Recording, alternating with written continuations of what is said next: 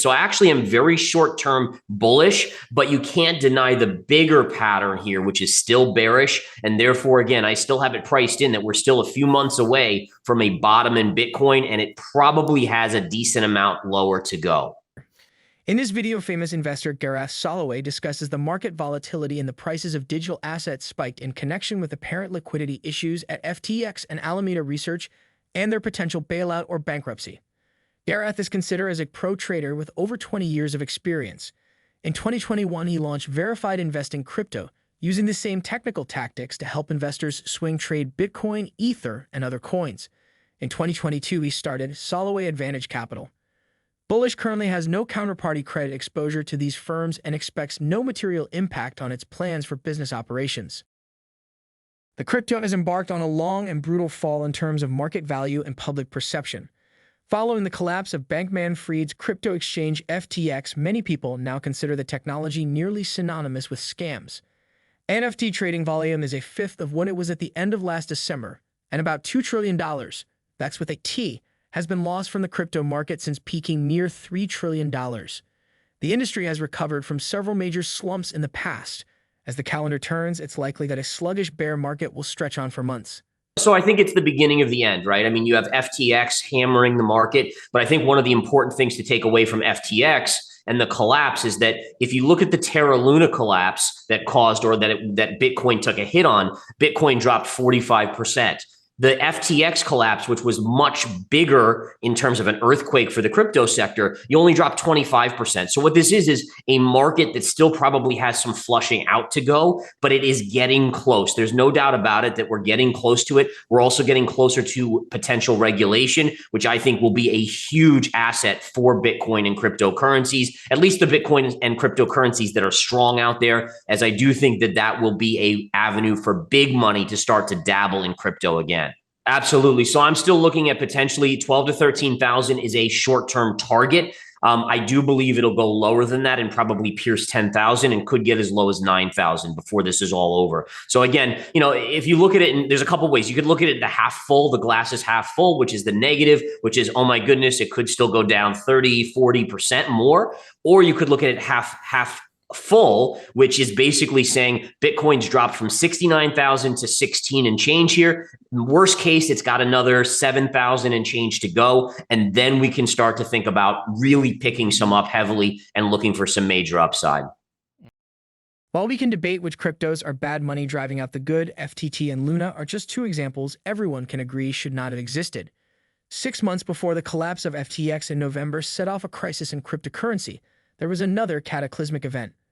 The stablecoin Terra blew up, wiping out around $1 trillion in value and triggering a cascade of crypto company failures.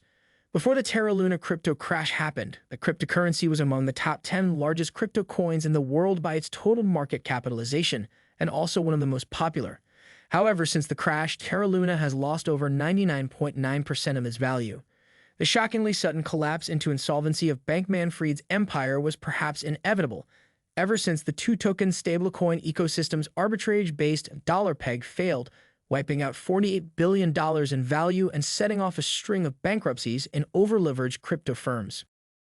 So basically, I am bullish near term. And I know that sounds weird to people when I'm saying, yes, down the line, it's going to go lower. But remember, I'm a trader, right? So I'm looking over the next 1 week or so. And over the next 1 week, I actually expect a move to the upside, as I think, again, momentum will come through. And if you think about it, we heard about Silvergate. We've heard about, the GBTC, and we were going to talk about that in just a little bit. These aren't having a negative impact on Bitcoin right now. And that actually tells me that there's bullish potential price action.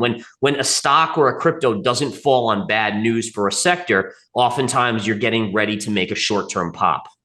As investors are waiting, that momentum should shift in the next couple of days. We need regulation. Why did the government allow this to happen? FTX's little to negligible exposure to Bitcoin potentially reduces its likelihood of selling any remaining funds to raise liquidity, as Bitcoin price is very resilient to bad news coming out of crypto market.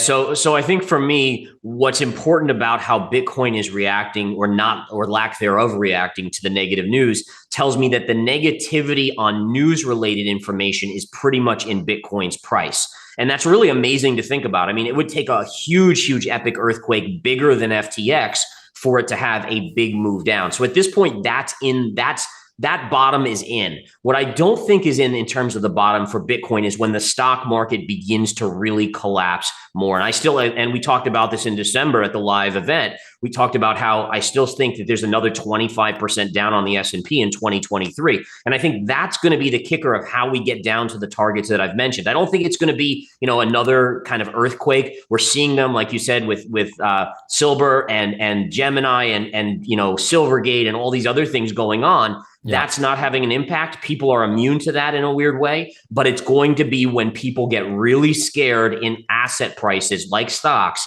that they're going to ultimately end up selling crypto and driving it lower. So I'm a buyer of Bitcoin, but again, it's a swing trade for me, looking for a move up here in the short term. But just understand, everyone out there understand that I'm not looking, this isn't a long-term trade. It's looking for a pop in the near term, the next 2 to 3 days, weeks, whatever it may be. And then once we get up, if we get up to about 18.5, I'll pare it back, take some profits, and then potentially just stay on the sidelines until I think there's a better entry. As we see, the price of Bitcoin has risen by 3.1% in the past 7 days, and it is still 74.98% below its all-time high. But it is still believed that instead of rising high further, it will make a downturn. What are your thoughts about Bitcoin market? It will either rise or fall further. Feel free to let us know in the comment section below. I hope you find this video more interesting and informative. Don't forget to subscribe to our channel and give this video a big thumb up. See you in the next video.